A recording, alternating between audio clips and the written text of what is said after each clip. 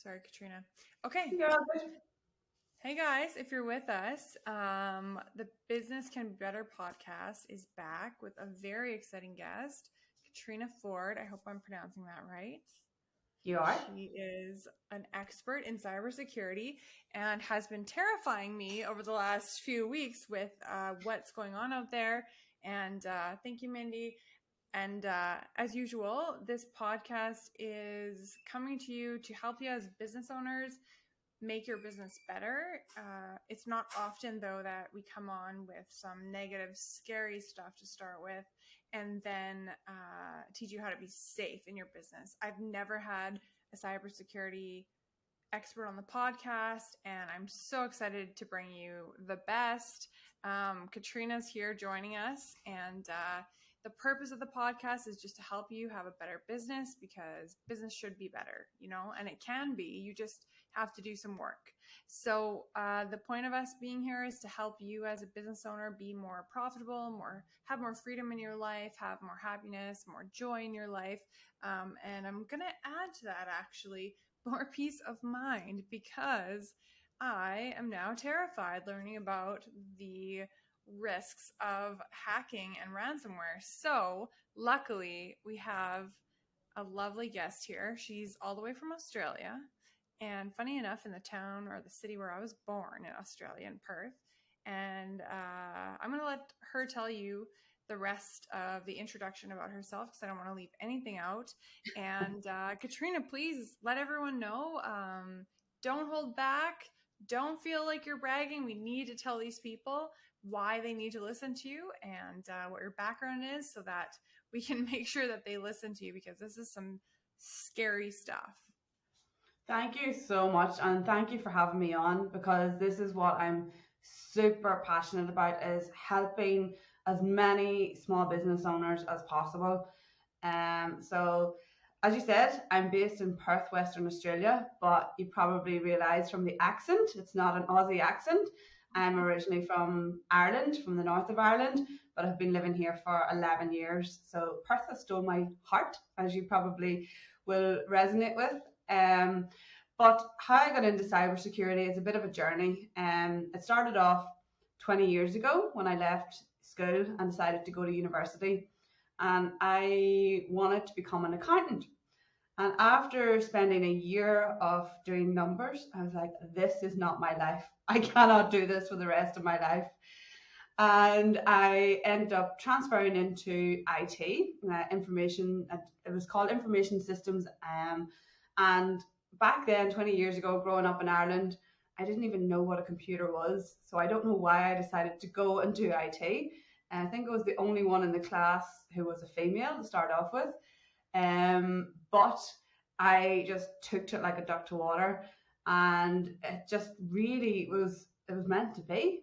And once I graduated from university, got my first help desk job, sitting on the help desk, helping people fix their problems.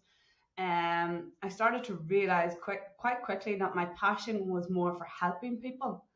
And that's what I love most is, people get frustrated with technology and computers, and I could then show them how to do things easily and not to get frustrated. So I spent, I suppose, at least 15 years in the IT space, between Ireland and Australia and the UK, helping businesses design IT systems for their business. So I go into any type of business, whether it was a legal firm, accounting practice, even a dental practice. I'd have a look at what their operations was and then help them decide what technology they needed for their business to grow and how to operate more effectively and more efficiently.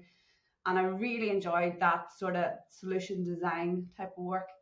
And then 5 years ago here in Australia, I seen a lot of my customers starting to get hit by cyber attacks. And we're talking about small businesses, mom and dad businesses that have put their heart and soul into their business, and next thing, business on the breach of going out of business because they've been hit by a nasty cyber criminal. And there was one particular incident that I talk about all the time that really was pivotal for me to decide, right, I'm going to go back to uni and study a master's to understand this. was a real estate company that I was doing work for, and they were my favorite customer because they were really fun. They had Friday evening parties, so we had Friday evening sundowners, which I really enjoyed. But it was more than just a customer; they became my friends. And one day they phoned me up and said, "Caitriona, there's something wrong with our computers." They had 70 staff at the time, and they said, "There's a red screen on all of our computers saying our files are encrypted. We can't do anything, and they're asking us to pay a sum of money in ransom." And it was sort of the first of its kind that I had seen or any of my staff had seen at the time. And I remember going, "This is crazy. What is this?" And then we realized it was ransomware, something that we'd heard of, but we hadn't experienced before. So we went into recovery mode, and obviously the owner of the business was very, very upset that his staff, 70 staff, couldn't work, couldn't sell properties, couldn't make money. And he was adamant that they weren't paying the ransom, that we had to get them back online without paying the ransom, which was the right decision. But it took us 2 weeks, so they were offline for a full 2 weeks, got them back online, and obviously then the stage was, well, how did this happen? Why did this happen? How do we prevent this? And when we traced it back, it was one of the ladies in the admin team had clicked on a link on an email, and it had downloaded the ransomware onto her computer, and then it had spread through all the rest of the computers. When she discovered it was her that had done it, she ended up really stressed, really, really stressed. She was off on sick leave, ended up on hospital because of the stress.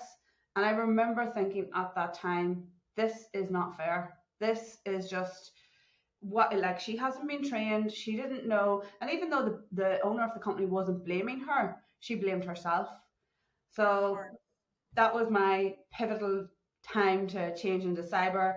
About a year later, I signed up to do a master's in cybersecurity because I really wanted to understand how and why and what and when and everything about it, so that I could help business owners defend themselves against this. So that's my story. Gosh, my heart breaks for that lady, for the business owner. The reason I was so excited to have you on is because unfortunately I've had a few clients as well having to pay millions of dollars to get their own data back from hackers or ransomware implementers. I don't know what you call them. I want to use some nasty words, but I'm not going to swear in here because my mom listens to these. But I remember just, it was like an instant, oh, we're just going to pay them. And I'm like, what? No, like, are you kidding me? But the insurance company just paid. So they got their data back. So they keep going. And like you and I discussed last week, I think it was, or 2 weeks ago, like, paying them doesn't solve it. They still have what they have. And it's just a broken, messed up, horrible thing. And I think, like I told you in my MBA program, like, I took one class on IT management and all it did was scare the heck out of me. I don't have a brain for IT. I don't understand coding. I don't understand a lot of it. And I know that a lot of my clients are like that too. We focus on like marketing, leadership, financials, all that, having great people. But your business that you worked your whole entire life for, that you put all your savings into, all of a sudden you're like blowing up and you're like more popular and you're like, oh, I'm finally making money, sacrificed my whole life to do this. And then you could just get hit with ransomware that looks exactly like the email that was on that video you sent me, looked exactly like an email from the CEO. Why would people not click on that? Like, how, so why is this topic important right now? Because people aren't doing what they need to do. And we need someone like you to teach us. And it's so easy to click on something that is, it looks like it's legitimate. It could look, oh my gosh, I forgot to tell you this. Someone was sending emails with my name, but a weird different email address. Yeah, that's very common. Like, oh, so anyways, I just kind of posted something on social media and sent an email saying, if you get something from me, check my email address, please, because I would never ask you for a credit card. I would never ask you for your SIN number. I would never ask you for any of these things. But like, what the heck are we supposed to do? Like, this is terrifying. Yeah, and I think this is, you've hit the nail on the head. I think this is a challenge for a lot of business owners.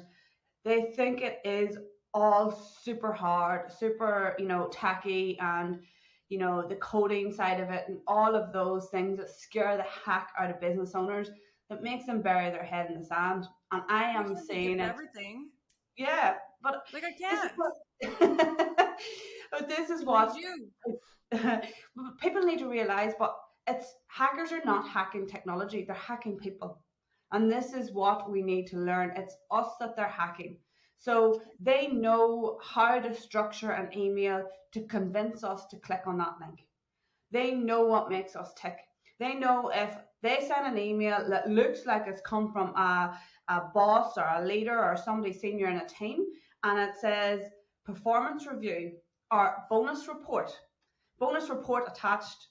If you're an employee in a business and you see an email with a bonus report attached, your curiosity is going to kick in and you're going to go, what? Of Somebody getting a bonus? course. I'm Yeah. not getting a bonus. Well, who's getting a bonus? And this is what the hackers know. They know what makes us tick. They know what way our human brain works. And that's the advantage that they have right now. So this is what I think, that's what my mission is, to help business owners realize that it's, yes, you need to spend money on the technology, but more importantly, you need to spend money on training your staff. Your staff, some people call it your last line of defense. I say your staff and the people in your business are your first line of defense.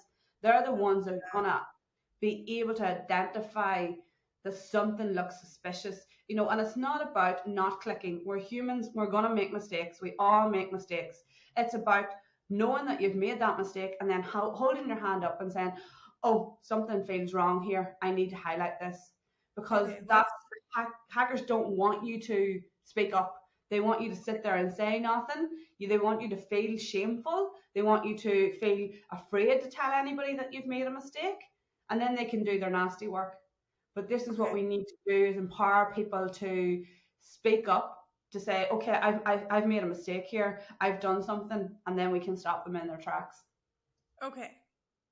So there's a solution because I told you I wasn't going to watch that terrifying video until right before. And Mindy and I watched it together and we were like, oh my gosh.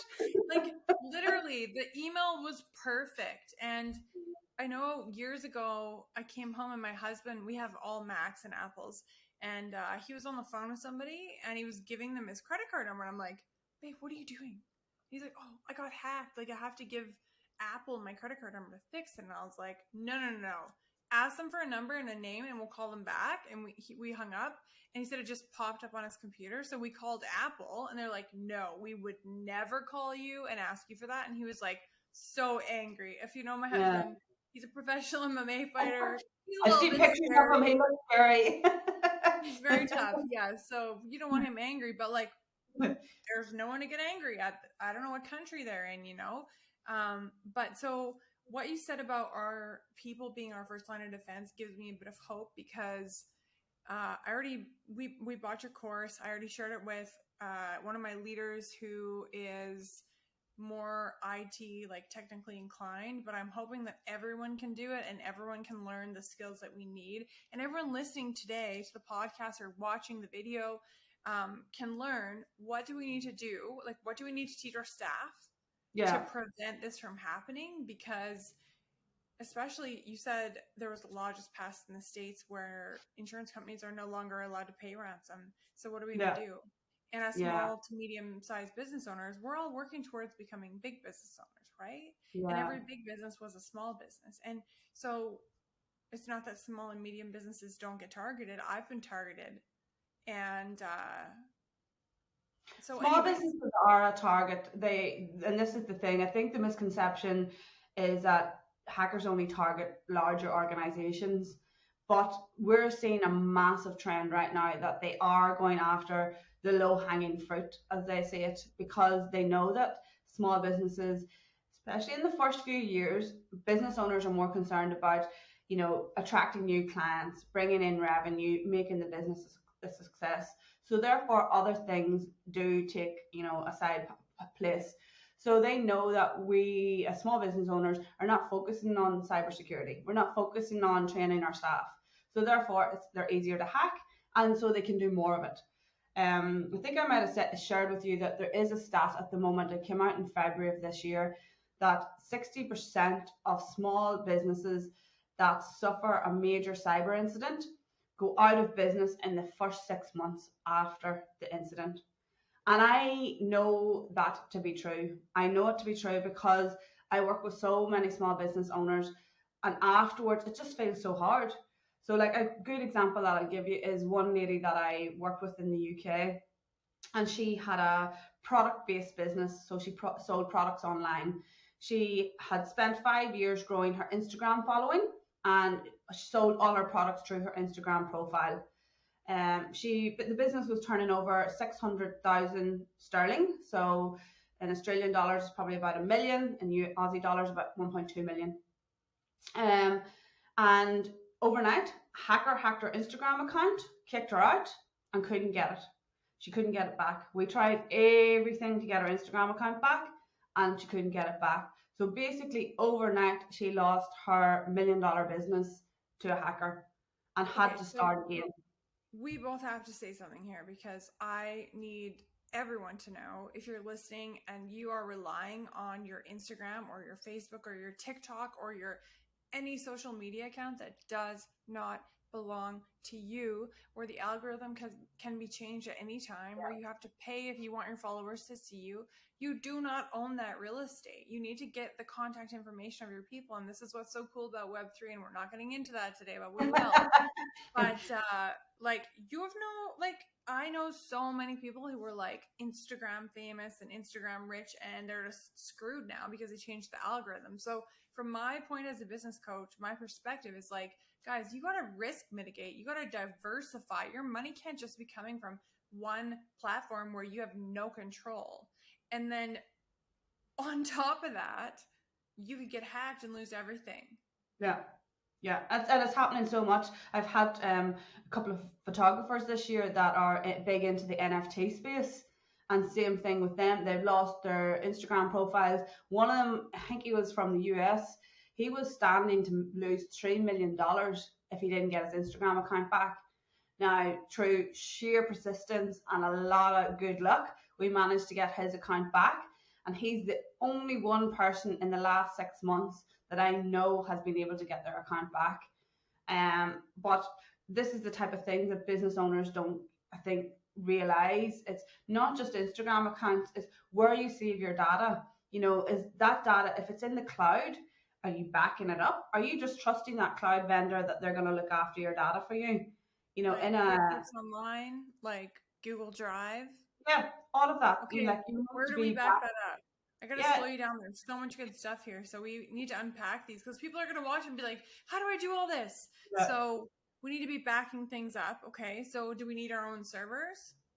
You need to have you don't need your own server, but you need to have a separate place where you can keep another offline copy or a separate copy. So if you're relying on one sole source to save all your data, so whether it's Google Drive, Microsoft OneDrive, Amazon Web Services, wherever your Dropbox some people use, no matter where you're saving your business data, you need to make sure that you have a copy of that somewhere else for various reasons. Hard drive? Would that be enough? An external hard drive? And back up every day?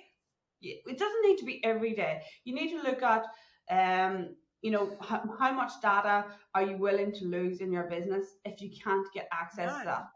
Yeah. But think about, for instance, I think it was earlier this year, like, and it happens all the time, some of the larger vendors like Google and Microsoft have outages. Now, most of the time they're short outages and we can cope.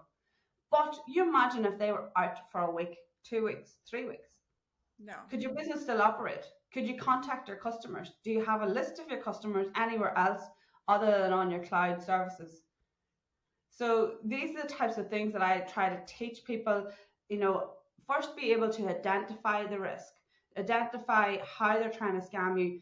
Phishing, like fake emails, is the number one way hackers are getting into organizations. So if you're a business owner and you've got a team, you need to train them on how to identify those fake emails. So they need to look at the email address. Look at the email address. In my training, I show them the types of language that hackers use. So language, hackers always want you to act immediately. So the language will be, do this now or your account will get locked. You have 24 hours to access this. And these types of things that make you want to respond straight away. So they know what type of language that will make you click straight away, that will make you not stop and think. So you might get an email from your bank saying, we've seen suspicious fraudulent activity on your bank account. We are going to suspend your bank account. Click here to view the activity. Who wants their bank account to be suspended? So in that case, instead of clicking anything, you call your banker, right? You call your bank or you go to the online place. So like for instance, say it comes from the bank, say it comes from PayPal, Netflix, any of these online services, and you get an email asking you to click on a link. Don't click on the link. Go to the app on your phone or go to your web browser and go directly into the online service and check in there, or phone them up or contact their support. Okay. So clicking on the link is the thing that, clicking on links and opening attachments are the two things that the hackers want you to do. Okay, so I hear you, and I feel like we've got two solid points for people to really latch onto and to train their team with. And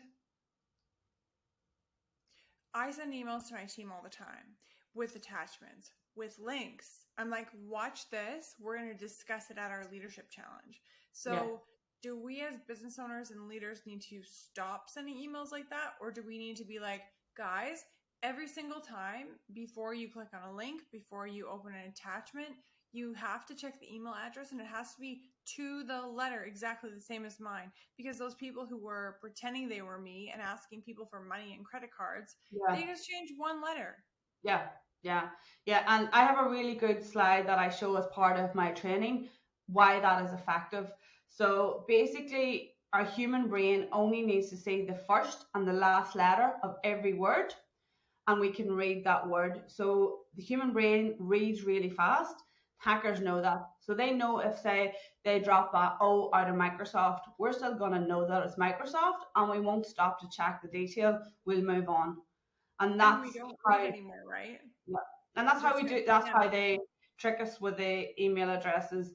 So the other thing with clicking on links, it's a really difficult place that we're in right now because we don't have another solution. We need to send links to videos, to YouTube, but what we should be doing, if the link looks okay, copy the link and put it into your browser. Don't click it, because what they do is hyperlink it. So they hide behind what it looks like. They hide behind where it's actually going. So if you hover over a link, it then shows you exactly where that hyperlink is taking you to. And that's how they fool people thinking that you're going somewhere else. No. Hover over it. Or copy it. Or copy it. So like if it looks like it's YouTube, just highlight, copy, put it into your browser, and don't click. That won't get us hacked? No. As long as it's not going to, somewhere, as long as the link looks legit. So again, look at what does the web address looks like. So if it's, say, for instance, YouTube, we all know that YouTube is youtube.com, and normally then it's a / something. That looks legit. But if we got something saying u.tube.com, that's fake. Right, so but people don't. Okay, so we gotta basically tell everyone to very slowly, carefully read every single email. Yeah. How can we do this without slowing down productivity like by 1 billion%? Well, I think this is why a lot of people now are moving to collaboration platforms like Microsoft Teams, Google, all these types of new collaboration platforms where it's secure communication within an organization. So Microsoft in particular have, Microsoft Teams, which a lot of organizations are now using. It's part of your Office 365 suite, and it's secure communication channel within an organization. So if you've got a team, you should be setting up, secure communication channels so you don't have to communicate by email all the time, that you can use the chat feature in those platforms. Okay, so one of the clients that I was working with, an international, like a big company that got hacked and got ransomware, they were on Microsoft Teams. They had their own server. Yeah. So But again, it's it's about how did that come in. So it probably most likely come in by an email that somebody okay. has clicked. Do What you know about what I text mean? messages? Like, okay, so this, I'm feeling like I'm trying to come from the perspective of all the business owners listening or watching and ask the right questions. So we need to train our team to be more detail oriented with emails. We absolutely, especially if there's a link or an attachment, we need to look at that email address and look for something just a little bit off. Yeah. Which that's really sinking in for me because I remember I didn't check my bank statements for a few months, and there was some company called Amazon.czq. Yeah. So it looks like an Amazon charge, but it was like charging me $13 like 3 times a day. It got Yeah. so much money before I was like, what What is is it? this? Yeah. And yeah, so they are very smart, but if we look at the email address, we make sure that it's the actual address. If we look at the link and it's the actual link, Yeah. okay. So Yeah. then the about a month ago I was freaking out because of the Plex breach, and I was like, Yeah. are they in our computers? Did they get into our password sheet? Like, I gotta change everything. So I stayed up all night changing everything, and I freaked out, told everybody change all your stuff, and then I got a phone call the next day. And this is pure coincidence, I think, I hope. Well, law of attraction, pure coincidence, whatever. Choose your preference. But this guy's like, oh, hi, I'm calling from Visa Security. Or no, it was a recording. It was like, just let you know. And this is the time where I was like, oh my gosh, my credit cards have been compromised from Plex, even though they hadn't. So the recording came on my phone and said, Oh, $4,000 was charged internationally. $2,800 was charged internationally. $1,300 was charged internationally.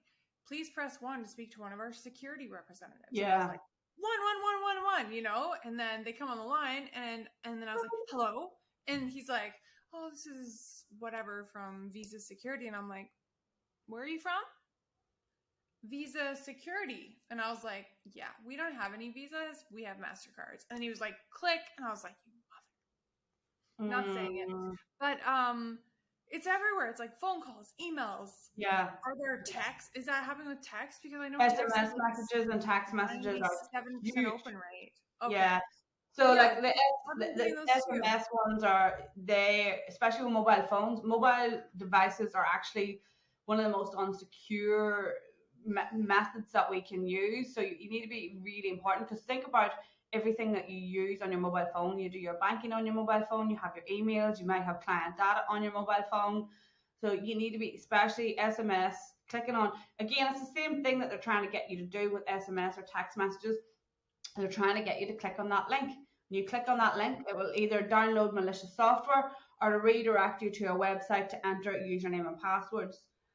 So Okay. these types of things is trying to train you and your staff not to do is click on those links. Okay. So the text messages, obviously, if it's an unknown number and it's a link, don't click on the link. Yeah. The emails, if it comes from me, but it's got a weird email address, come tell me right away. Yeah. The Yeah. things I'm telling my team. Yeah. I If think it's a people link, forget that we can still lift the phone and call people. you know, and yeah. I think this is what you need to do is if But did you you are send me on. this? Yeah, if you're Yeah. unsure, lift the phone and physically talk to somebody, especially when it comes to invoicing and bank account details and things like that. The amount Oh of yeah. people that pay fake invoices because they don't lift the phone and verify that the bank account details are correct. Oh If you're a my business gosh. owner, you need to have that process in place. That's Um, not happening here. yeah, Well, here, that's the thing. As you grow, right? We create these silos 70 people, 100 people, 10,000 people. yeah, The accounting department pays the bills. That's their yeah, job. yeah. And so if they get an email that looks like Amazon.cz17, oh, it's Amazon, pay it. Like, Well, the other no. one that they're doing is called CEO fraud. So they'll send an email that looks like it's coming from the CEO to the finance team saying, hey, I need this urgent payment made. And it's the CEO, so you're not going to question.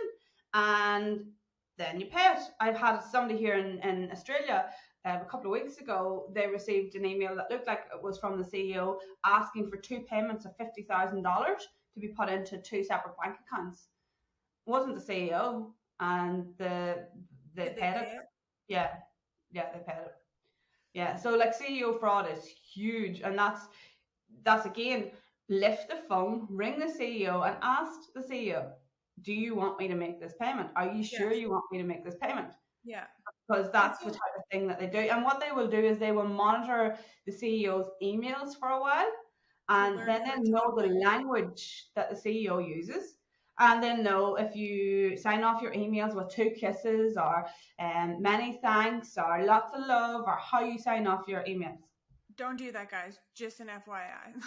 Yeah, Don't send that to your staff, please. But I hear what you're saying. Like if like I have a thing that I always say at the end of mine, and like yeah, so they'll just get in, learn what I say, and then yeah. start copying me, which is what they did. And I hope they didn't get anyone. But like, what do I do at that point? And how do I know that they're not still in there? Do you know what I mean? And so for me, announcing on my social channels and my email list and to everybody, check the email address. It's not Yeah, me. I would never ask you for that.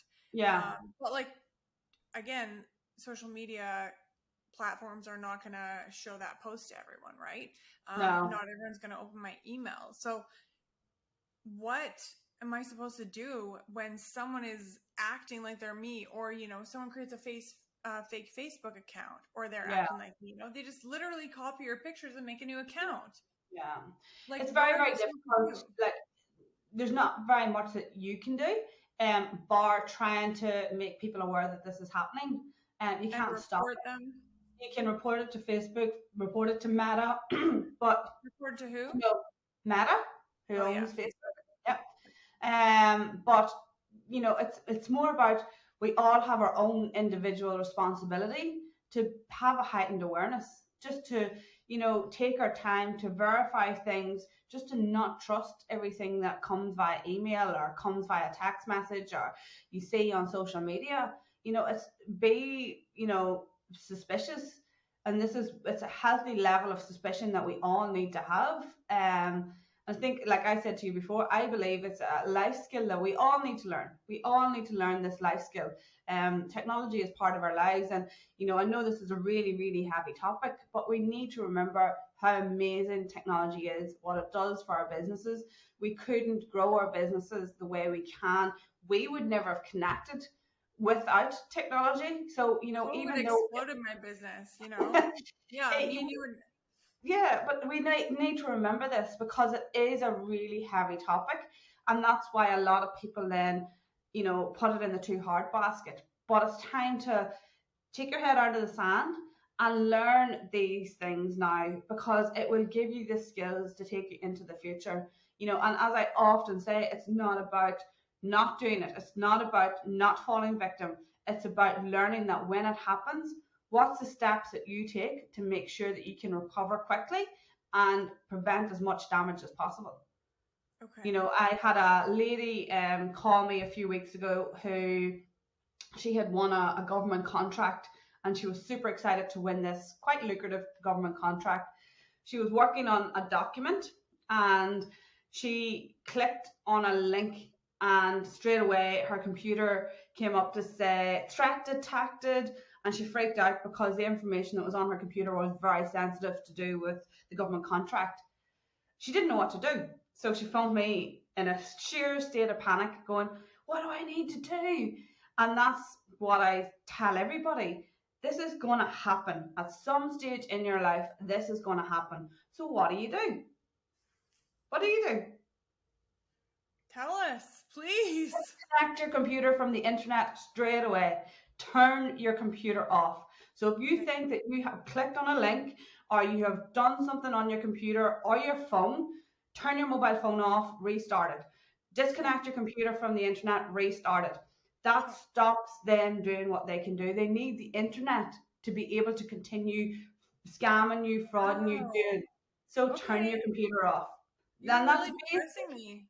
Now I'm feeling a little more hopeful. I'm like, this is the saddest podcast I've ever done. basic. You're like, But it's this, gonna happen for sure.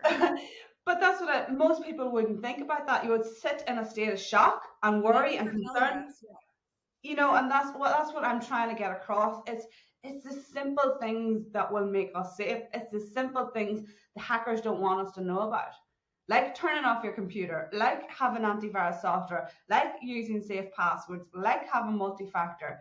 It's all these basic things that is readily available, that is very, very small in cost, and they can save us. Okay, so the opposite of productive and fast is safe. Like two-factor authentication. Like I can't tell you how many times my team and I are like, oh, but we need that, right? Yeah, yeah. Okay. So I explain it like having your layers of defense. The same when you go to war, you have different layers of defense to protect yourself. Cybersecurity is exactly the same. So you need as many layers to make it as difficult as possible for the hackers to get to you. So passwords is the first layer of defense for most people. Now So talk to me about this. Like, yeah, where are we putting our passwords? Because I'm pretty sure a lot of people know that LastPass got hacked. yes. But So you need to expand on that, right? yes. So LastPass did get hacked, but LastPass used a thing it's called zero knowledge. So therefore, the hackers weren't able to access our master passwords or any of our passwords that we save. Okay. So what they got access to was the source code, which of course is still a little bit scary. We don't know what they're going to do with the source code, but LastPass, the way that they have set up their technology, means that the hackers couldn't access any of our personal information. So they had segregated their network, so it's still safe. So you're I telling us to use LastPass? I use it. I use LastPass, and I still trust them. I still think that they're a reputable company. They have come out, and how they've dealt with the breach is exactly how companies should deal with a data breach. They were fully transparent about what happened. They're fully transparent about the risks that we face. And I think if every other security company out there, or any company in particular that has a data breach, followed the same procedure when this happens, we would have much more transparency. And I think like in Australia at the moment, we're having the impact of a massive data breach with one of our largest telecommunications company, and everybody's so confused. It's so grey as to what's happening. Are we safe? Are we not safe? The hackers come out yesterday and said, "Oh, we're really sorry. We're not going to use your data. We're going to delete it." What? I know, I know, Okay. and this is exactly what not to do. You want your customers and the people that use your services to know exactly where they stand, and it doesn't matter. Same as if you have a small business and you get hacked, you need to plan how you're going to tell your customers, how and what are you going to tell your customers, because you can't keep it a secret. Okay. And customers will No. really, really value you. They will respect you if you let them know exactly what has happened, how it's happened, and what you're doing to rectify it. Okay, so we need a risk mitigation plan for IT breaches. Communications plan as well. Communications plan. So how we communicate with our customers, not only our team and then our customers. Yeah. And in some Okay. countries, like, you might have legislation that you have to report it to certain government bodies or whatever. Like if you are in the EU, you must follow GDPR. So therefore you must report it. In Australia, we must report it. So know what the legislation is and what you need to do. So we go back to passwords. Passwords is the first line of defense, then multi-factor authentication. So if they still get past your password because they can hack it or they find it on the dark web, then if you've got multi-factor authentication, it's just another layer to keep them out. Yeah. So no matter what account you have online, if it's important to you, it has sensitive information such as your banking, your social media, any type of online, if you've got a client database online, definitely need to have multi-factor authentication. So And then after that, I would say a password manager such as LastPass. And the one mistake that I see a lot of people doing with password managers is not letting the password manager auto generate your passwords. So people are still implementing a password manager and still creating their passwords. yeah. Hackers know how we create passwords. Also, if you've been, most of all of us have probably been part of some kind of data breach if not many, over the last few years. So therefore, the method that we use for creating our passwords, the hackers know because our passwords have been out there on the dark web. Okay, this is okay. Equal parts terrifying but empowering. Okay, so there's a new piece to business that nobody's doing because they don't think they understand it and that it's too hard. Yeah. And that it's sometimes inconvenient, but we need to do it. And Caitriona, I was going to tell you, actually, one of my team members is going to take the transcription of this and we're going to create a blog. You and I are going to be the authors on it. We'll post it Awesome. wherever you want, but also on Yeah. my everywhere. And we'll make it very clear. Here's what you can do to prevent, and then here's what you can do if it happens. Yeah. And I also have a free workshop that I ran last year, and I have a recording of it. And anybody wants it, I can email you the link. But it's basically the 3 hacks on how not to get hacked. And it shows you. Email me the link, and I'm going to give it to everyone, and they're going to be like, I can't click on any links. It's hosted. Are you a hacker? Yes. But I show you how to identify phishing emails. So I show you the tactics that the hackers use. In it, then I show you why passwords get hacked and how they get hacked. And then I show you basically if you do these 3 things, you're in a much safer place, and your business is in a much safer place. Okay, we bought your $149 course. Yeah, so that course is basically what it is it's like a self-paced review of your business. So I talk you through how to review your current setup to identify where the areas of weakness are and what improvements, and then at the end of it you have a 90-day plan on how to improve the security of your business. The reason why I created this is because I know a lot of small business owners, especially in that startup phase and the first few years, they don't have the budget to spend on cybersecurity. So I wanted to create something that was very cost effective, it was very accessible. But if you follow my process and what I show you, you create the list, then your business will be in a much safer place than not doing anything. So I just wanted to have something that everybody can do and that it's accessible to everybody, because it pains me. I see the after effects. I see when a business gets hacked. I see the impact, the stress, the worry, everything that happens. It's the most stressful time in a business owner's life when it happens, and I just want to prevent that. I just hate seeing business owners go through that, especially with everything that we've been through in the last few years with the pandemic and all the stress that has caused for business owners. We don't need this added risk. We don't need this added stress. So if I can help in any way to prevent it happening, that's my mission. Thank you so much.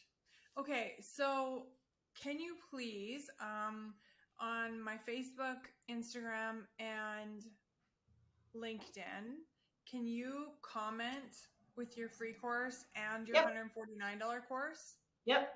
Thank you so much. And then we'll get the transcription, we'll get a blog article done, and we'll have like how you can protect your business. Then we'll have like what to do when it happens. And then, so, oh my gosh, I didn't even notice, but it's almost 7 o'clock. This is crazy long for a podcast. I hope everyone's still listening, because it's like, you really need to do this.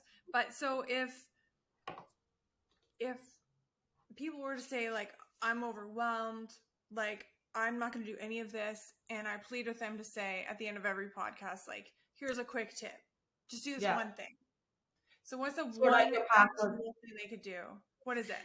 Sort out your passwords. Passwords. Definitely, without a shadow of a doubt, every business that I go into that hasn't implemented a password manager, the risk that they're leaving themselves open to is crazy. So LastPass. What else? Yeah. What other options do we have?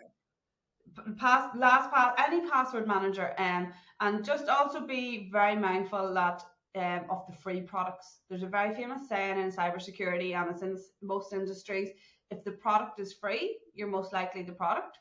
So pay for the subscription. pay for the subscription because then your data is safe. Oh, okay, I understand. I was like, LastPass are hackers? Okay, so the free version is not good enough. Yeah, okay, I got it. Yeah. Sometimes I have to act dumb so I can help teach things. Like, I'm very intelligent. My mom tells me all the time. Okay, password manager. So LastPass. Any other Yeah. recommendations for types of because I know like a lot of people are gonna be like, Kelli-Rae, seriously, LastPass just got hacked. That's what you're recommending. Do you have Yeah. another favorite or two more? Well, there's one called Bitwarden, and it's an open source one, but Bitwarden. Bitwarden, yeah, but it's not very user friendly. So I know a lot of people do struggle with it because it's not very user friendly. Apple have one. I think it might be called Chain Pass or something. Apple has one. Yeah. Keychains. Yeah, that's it. Yeah. Yeah. And then there's another one called One Password. It's reputable as well. But anything that you do Google search, the top 5 comes up. But I honestly, anybody concerned about LastPass, follow me on my socials. If the first sniff that I see that they'd be, we're at risk, I will be letting people know. But as I say, I still put my trust in them. I know a lot of security companies around the world still put their trust in them. A lot of government agencies use them. I just think they are spending a lot of money on security. They have the best cybersecurity experts in the world. So I'd rather trust them than trust myself.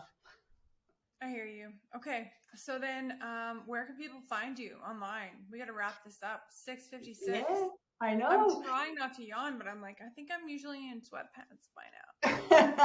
Is it morning? It's the morning time. It's 9 a.m. with me, so I'm just starting my day. Tomorrow. 9 a.m. tomorrow. So you're in the future. So I'm in the we future, should listen yeah. to you. I mostly hang out on Instagram, so you can find me on Kate, CAIT_cybersafe. On LinkedIn, Caitriona Forde. It's the Irish spelling of Caitriona. So if you're reading it, you're probably going, "What is that?" But it's the Irish spelling. I posted it for people. It sounds like Katrina. Yeah. So they're my most I be on Insta every day. I do lives, I do videos, I do everything on Insta. Thank you for all your free content, by the way. It's no, pretty similar to my view. It's like there's so many businesses that need help. There's only so many that can get the one-on-one. There's only so many that will buy the programs. And there's so many that need help for free. So it's just like the more free help we can put out there, the better. So I'm so grateful that we connected. I actually think Steph connected us.